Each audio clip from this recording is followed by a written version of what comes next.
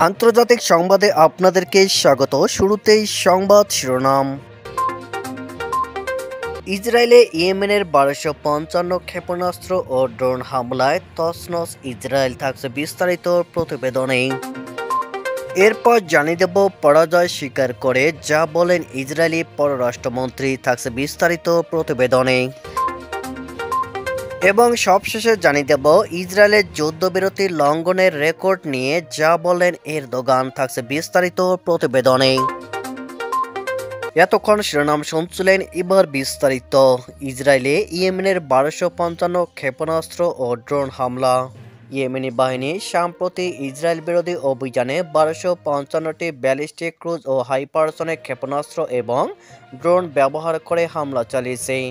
শুক্রবার এক ভাষণে এসব তথ্য উল্লেখ করে ইয়েমেনের আনসারুল্লাহ গোষ্ঠীর নেতা আব্দুল মালিক আল হুতি জানিয়েছেন, গাজায় ইসরায়েল ও যুক্তরাষ্ট্রের গণহত্যামূলক অভিযান শুধু তাদের ব্যর্থতায় ডেকে এনেছে। একই সঙ্গে আল হুতি গাজায় যুদ্ধবিরতির চুক্তিকে একটি গুরুত্বপূর্ণ উন্নয়ন বলে আখ্যায়িত করেছেন। তিনি বলেন, অবরুদ্ধ গাজায় কয়েক মাস ধরে চালানো ভয়াবহ অপরাধের পর দখলদার শত্রু ও যুক্তরাষ্ট্র যুদ্ধবিরতি মেনে নিতে বাধ্য হয়েছে। এই চুক্তিকে ইসরায়েল ও যুক্তরাষ্ট্রের ব্যর্থতা উল্লেখ করে আনসারুল্লাহ নেতা বলেন, ইসরায়েল ও যুক্তরাষ্ট্র গাজায় আক্রমণের জন্য স্পষ্ট লক্ষ্য নির্ধারণ করেছিল, কিন্তু তারা তাদের লক্ষ্য অর্জনে ব্যর্থ হয়েছে। মার্কিন সহযোগিতায় ইসরায়েল গাজায় ফিলিস্তিনি জনগণের বিরুদ্ধে গণহত্যা চালানোর চেষ্টা করেছে এবং 4050টিরও বেশি অপরাধ করেছে। দখলদার ইসরায়েলের পররাষ্ট্রমন্ত্রী গিডিয়ন সাআর হামাসের বিরুদ্ধে নিজেদের পরাজয়ের কথা স্বীকার করেছেন। শুক্রবার ইসরায়েলি টিভি চ্যানেল 12কে দেওয়া এক সাক্ষাৎকারে তিনি জোর দিয়ে বলেছেন, বেশ কয়েক মাস ধরে অভিযান চালানোর পরও আমরা একজন বন্দীকেও জীবিত মুক্ত করে আনতে পারিনি, তবে সরকার হিসেবে আমাদের অনেক দায়িত্ব রয়েছে।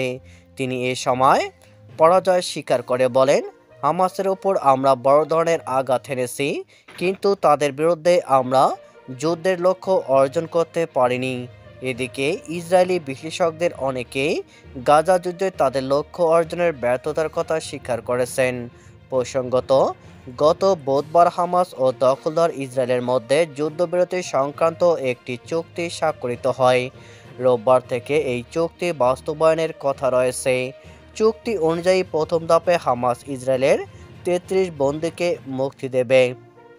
বিপরীতে ইসরায়েলের কারাগারে আটক সহস্রাধিক ফিলিস্তিনিকে মুক্তি দেওয়া হতে পারে। ইসরায়েলের যুদ্ধবিরতি লঙ্ঘনের যে ইতিহাস রয়েছে তা তীব্র সমালোচনা করেছেন তুরস্কের প্রেসিডেন্ট রিসেপ তাইয়েপ এরদোগান। সেই সঙ্গে তিনি আন্তর্জাতিক সম্প্রদায়কে গাজায় সম্ভাব্য যুদ্ধবিরতি লঙ্ঘন রোধে উদ্যোগী হওয়ার আহ্বান জানিয়েছেন। শনিবার তুরস্কের আদানা প্রদেশে নিজ দলের প্রাদেশিক কংগ্রেসে দেওয়া এক ভাষণে এরদোগান এই আহ্বান জানান। তিনি বলেন, ইসরায়েল বিশেষত প্রধানমন্ত্রী বেনিয়ামিন নেতানিয়াহু যুদ্ধবিরতি ভঙ্গের ব্যাপারে একটি বিশাল রেকর্ড অর্জন করেছেন। এবার গাজায় এমনটি আর ঘটতে দেওয়া উচিত নয়। গাজায় ইসরায়েলের 467 দিনে আগ্রাসন, গণহত্যা ও হত্যাযজ্ঞ আখ্যায়িত করে তুর্কি প্রেসিডেন্ট বলেন, 467 দিনের নিষ্ঠুরতা সত্ত্বেও ইসরায়েল আমাদের গাজার ভাই বোনদের প্রতিরোধ ভাঙতে পারেনি। সেই সঙ্গে তুরস্ক মানবাধিকার লঙ্ঘনের জন্য দায়ী বিচারের কাঠগড়ায় দাঁড় করাতে তার প্রচেষ্টা অব্যাহত রাখবে বলেও ঘোষণা দেন।